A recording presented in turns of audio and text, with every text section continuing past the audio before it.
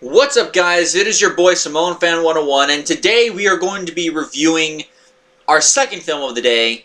I know it's a lot later than, honestly, I would have had to review up several hours ago, but when I went to the library the other day, they also had Creed 2, and I really wanted to watch Creed 2, and my mom's like, hey, let's watch Creed 2 together, and I'm like, in my mind, I'm thinking that really cuts into, like, my schedule of, okay, I gotta watch, like, 3 or 4 films now. Now I'm going to have to pull double duty for the next several days, and hopefully not fuck up. I say hopefully. There's a hopefully in there. But okay, let's get on to business, shall we? We're here, finally. After many years of people thinking it couldn't happen, it happened. In 2012, The Avengers was released. And it sucked. No. The movie did not suck. I'm telling you that right now. The movie did not suck. This film had a budget of $220 million, which made it the highest budget for any Marvel movie up to this point. It was directed by Joss Whedon, who is not, does, I hear some people do give him a criticism for having every single one of his characters being overly snarky. Oh, sorry about that. But he did do a pretty good job in this movie. Did he do an amazing job like, say, the Russo brothers? No, he did not. But don't get me wrong, he's done some writing for some very good films. He wrote the first Toy Story film. He wrote the 2012 Cabin in the Woods film, which was a big hit for horror, and he's done other works as well. But keep in mind, this is also the same guy who wrote the story for Alien Resurrection and Titan AE. So clearly not. I mean, granted, he wasn't directing, but he was writing. So clearly, and he also wrote for the Avengers. Seemed a little bit obvious to me that, yeah, that wasn't exactly, a great track record. He's got a decent one at best. And, oof. Joss Whedon doesn't exactly have the most amazing track record, is what I'm trying to say. But with that being said, well, what's the story? Well, as we all know, Loki is still alive after the events of Thor, especially with the end credits scene, and he meets up with a being known as the Other One, who give him who apparently, or not the Other One, just the Other, who apparently is the leader of a race known as the Chitauri, in which, and they will use Loki to invade Earth, and Loki will lead the Chitauri as their leader, and as well as recover the Tesseract, which is of course what the Other and his leader want. In return, of course, Loki will rule Earth with an iron fist, and maybe one day rule over Asgard, though that wasn't explicitly said.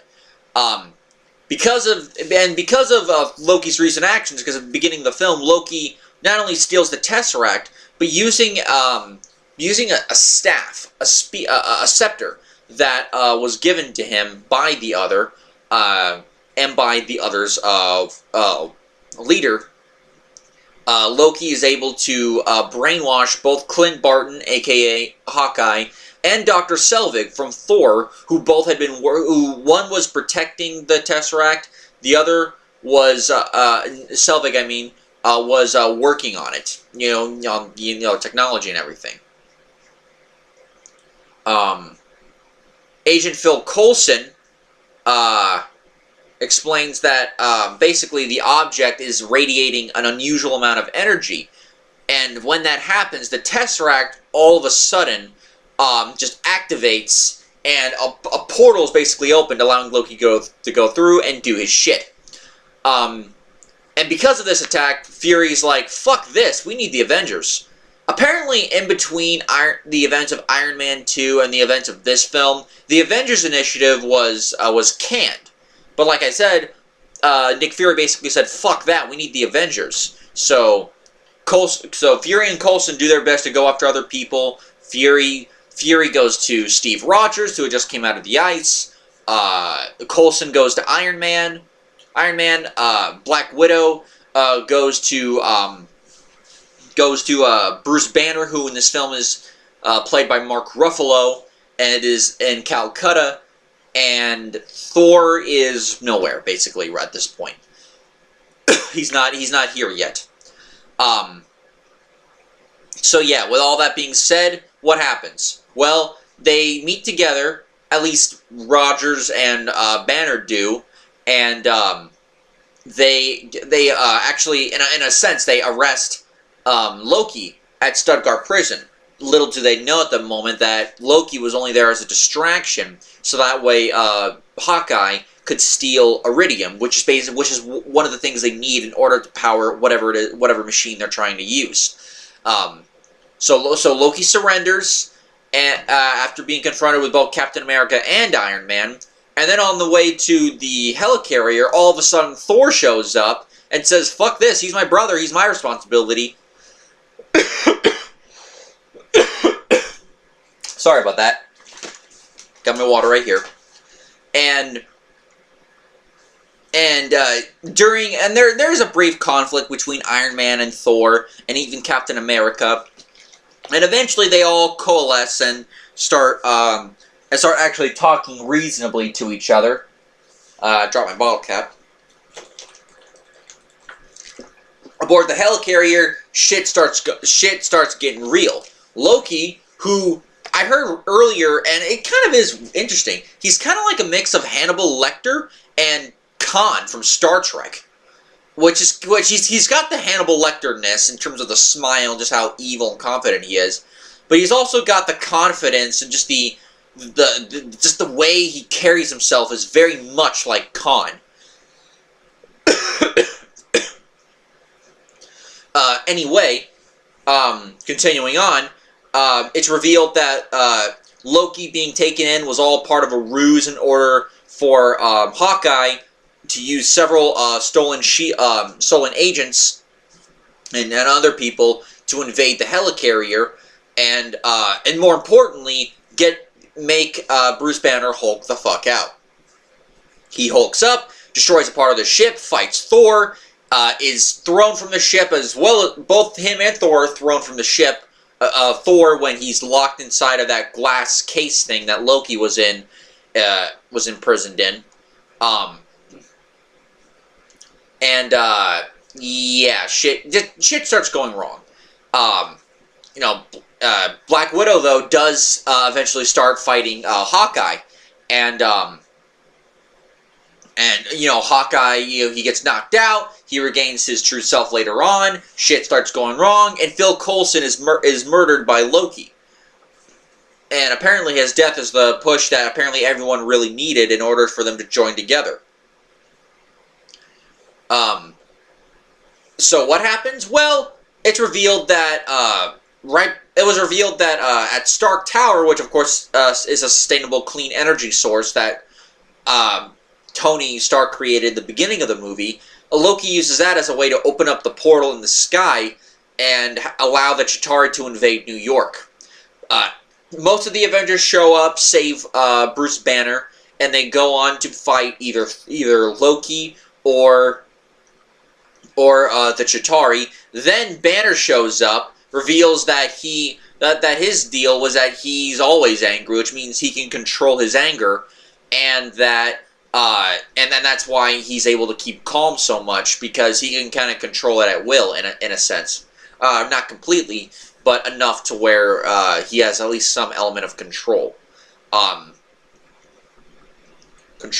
A big, giant, climactic battle happens at the end. The World Security Council, who are a bunch of fucking morons because they tried to send a nuclear missile to destroy New York just to take out the Chitauri, they shoot the missile.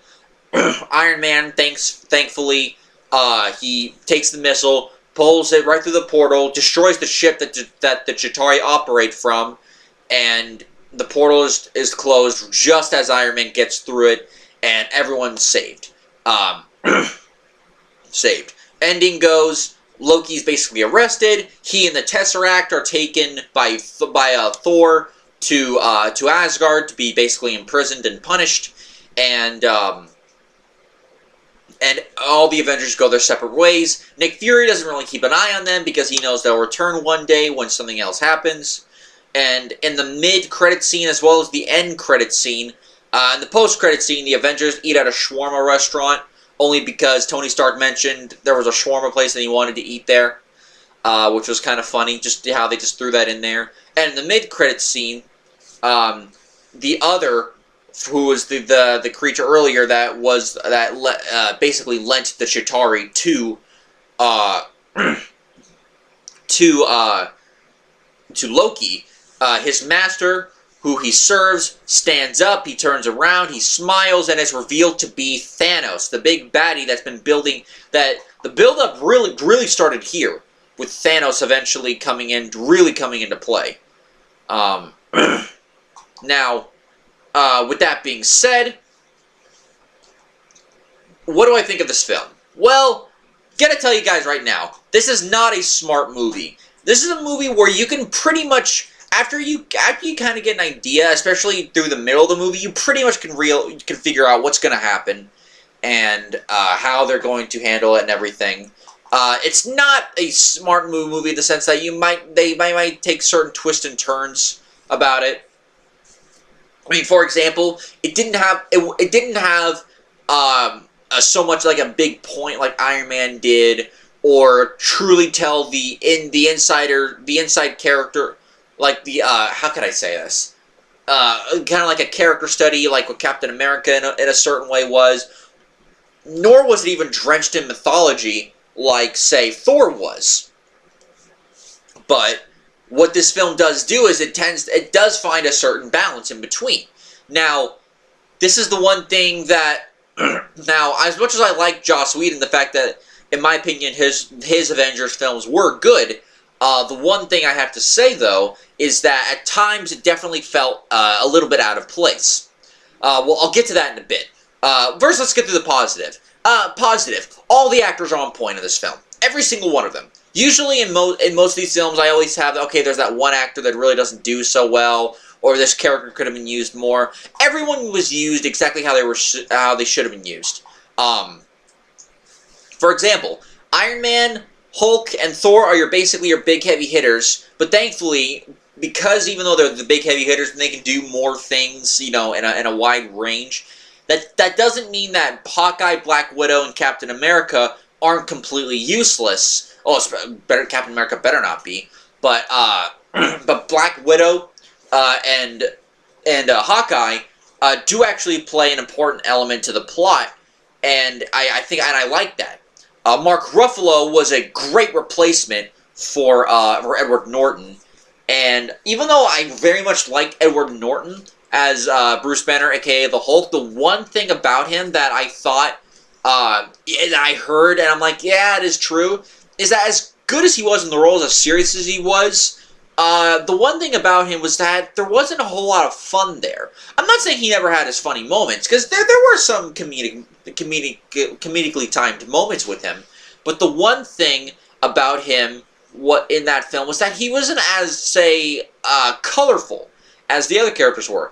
Iron Man, you knew was going to be colorful. Captain America had a sense of almost honor to him in a weird way, but also, he was very humble, very much kind of like an everyday guy.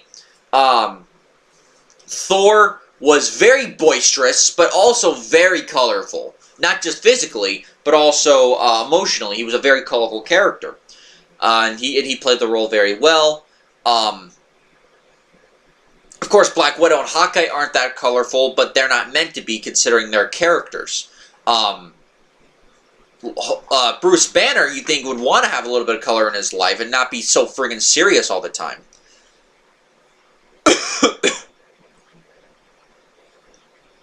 And apparently, It's just I'm sorry, I'm losing. I hate it when I lose my train of thought. Apparently, you know, Mark Ruffalo brought that sense of, I don't know, levity to the role, which is something that, as much as I liked Edward Norton's performance, he didn't bring as much levity to the role as maybe he should have. And in some ways, he was always a stick in the mud. I said some ways, not always. But in some ways, he was. And I think, God, what's his name? Mark Ruffalo was a great, perfect balance between the two. Tom Hiddleston, of course, was great as Loki. This is where the Loki character became popular. I mean, Loki was already a good villain in the first Thor movie, but this was the film that, even though he was serving under someone else, Loki, this is what made Loki as a villain. Just the way he was, how conniving and methodical he can be. This is where Loki shows you know, how big of a character he really can be. Clark Gregg as Phil Coulson is great. Stellan Skarsgård returns as Eric Selvig. He was very good. Samuel L. Jackson, of course, was fantastic as Nick Fury. Even Colby Smulders, hot-ass Colby Smulders, was very good in her role as Maria Hill. Not just playing the token hot chick, but also, yeah, not just the token hot chick, but also someone who you could buy as legitimate agent, because she actually gets in the trenches and does shit. Of course, we see Gwyneth Paltrow briefly as Pepper Potts, who does a good job. Paul Bettany as Jarvis. You know, other things. Just pretty much all the actors and characters in this film do their job very, very well, given what they have. The action. Up until this point, the action's been pretty good to alright. The action was never bad, but it wasn't always perfect. This was the film that really took the action to the next step, like, damn, the action's pretty fucking awesome, and it is. The action in this film is pretty damn credible. Not just the ending fight scene with New York, but the fight between Thor and Iron Man, the invasion on the Helicarrier, even the beginning of the film with Loki stealing the Tesseract. Even that is done very well. So, yeah, everything was just absolutely wonderful when it came to the action and the characters. Now, let's see, the music, of course. I forgot to mention the music in the last couple reviews, but the music for Thor and the music for Captain America was great. Same thing here. Music was great. That signature Avengers theme is now remembered by many people. And it just really adds a good amount of weight to the film as well. So you have a lot of really good things. Cinematography is great. The way certain scenes are shot, where they probably did splice certain shots together, but the way it's filmed, the way when you see it in the film, it looks like one continuous shot going on from especially in the final battle going on. That was done, I thought, very, very well. So cinematography was great.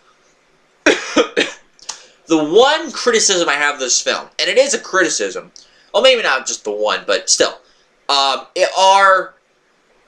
it's the writing. The writing, and look, all credit to Joss Whedon. He made a very successful Avengers movie.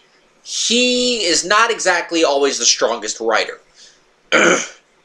For example, Thor, as great as Chris Hemsworth was as Thor, his problem, if there was any problem with the character, it's that they made him sound too Shakespearean. Now, granted, you're coming from a mythological film like what Thor was, and the language, the way they spoke, was always somewhat different, just a little bit. But in this film, they took it way too over the top, in the sense that, yeah, he does tend to speak in a way where it's like, in my youth I courted war, you court chaos. He never said lines like those. He was very, There was like a different way of saying things, but for the most part, he still spoke somewhat regularly. It was just his mannerisms that was different. In this film, they changed his language, and I'm just like, really? Was that even necessary? And it is distracting when everyone else speaks normally, and yet Thor is the only one that doesn't speak normal, even though he did speak mostly normal in Thor. Not saying there was nothing different, but yeah, he mostly spoke normal. So that was distracting, I will say. Then you had, I know you can say this is a nitpick, but Captain America's costume. Oh boy! I really enjoyed Captain America's costume in the first Captain America film, how realistic it looked. Of course, they made fun of the original look of Captain America, with the wings on the side and everything. But when they got the military costume, I'm like, okay, I can take him seriously now. Whereas in this film, they kind of try to make a mix between the old costume and the new one, and it really doesn't work. For example, the strap that goes under his chin, like the fighter pilot strap, is gone. The suit is a lot more tight. The helmet, even without the strap, the helmet doesn't look right to me. And I'm like, I understand why they did it, but it just didn't look right. And even I found myself laughing at him half the time. On the inside, because, you know, my throat the way it is right now, I can't laugh too much. But on the inside, I was like, this is so ridiculous. His costume sucks. Go back to his old costume where it looked like he was actually fighting and not looking like he was going to a freaking kid's birthday party. What are some other things? Oh yeah, Thor, now, I can understand, now, of course, later in Avengers Infinity War, you could say they fixed it, if it was indeed a flaw at all. It's like, what kind of dark magic sent Odin to Earth? I think Loki made that decision. Apparently, that dark magic did not come from Odin, it came from Heimdall. And I know this because I watched Avengers Infinity War, and Heimdall did something very similar at the very beginning of the film when he used dark magic to send Bruce Banner, aka the Hulk, to Earth to warn them about Thanos. So that I'm like, okay, I'm fine with that. But then there was Thor already knowing about the Chitauri and that Loki leads them. I'm like, how exactly does Thor know that Loki is leading the Chitauri? That part I never got. I'm like, how does he know? Especially from a race that doesn't really belong anywhere. How does he know that the Chitauri being led? Now, that right there could have used a Heimdall reference. I'm like, if they had just referenced Heimdall, it would have been fixed, because Heimdall sees through the 9 realms. But he just all of a sudden Thor knows this? I'm like, that's a little bit inconsistent. Especially when he asked Loki earlier, it's like, who showed Loki this power? Who rules the would-be king? And everything. So, and there are other lines like that. There are sometimes a little bit of some cringeworthy lines, that really just don't work. Maybe not cringeworthy, but like lines like, ugh, did they really say that? One last thing I gotta say, and this I'm like, okay, after reviewing all the Star Wars movies, I couldn't help but make the comparison. When Tony Stark sends the nuke through the wormhole and destroys the Chitauri ship, all the Chitauri shut down like robots. First of all, I was not under the impression, the way the creatures looked, I was not under the impression these creatures were robotics. I was under the impression they were flesh, or some of it at least was flesh. But then, they all just fall apart. I'm like, that doesn't make any sense. First of all, they look like they're full of flesh. And second off, they basically ripped off the ending from Star Wars Episode 1, The Phantom Menace. Yes, they ripped off Episode 1, which for a time was considered to be the most hate-filled Star Wars movie of all time. And then the sequel movies happened, and then, well, that changed very quickly, didn't it? I'm talking in pop culture. One of the worst of all time. I personally like the film, but that's just me. But yeah, they ripped off the ending, and at least with Episode 1, it made sense. They were all robots. These were not robots. These were flesh beings. You could see the flesh. You think you saw some blood. How does that even make any sense whatsoever? To me, that makes no sense. Even with these gripes I have of the film, I still very much enjoyed the film. It was fun. It was funny. It was simple. It was not a smart film, but it was a fun film. It was a nice even balance of what these characters should be. It stayed faithful to the source material while trying to add a little bit of something that they wanted to add for themselves and not just for the sake of adding shit, but also for the sake of the story. Everyone was on point. Overall, I'd still give this a very fun 8 out of 10 film. I'm still on the fence of whether or not it's better or not than Thor. Probably it is, maybe, I don't know. But I really enjoyed Thor a lot. Just not as much as Iron Man or Captain America. But either way, I'm going to give the Avengers an 8 out of 10. Join me next time, guys, when I review Iron Man 3 here on my YouTube channel. Until next time, guys, peace.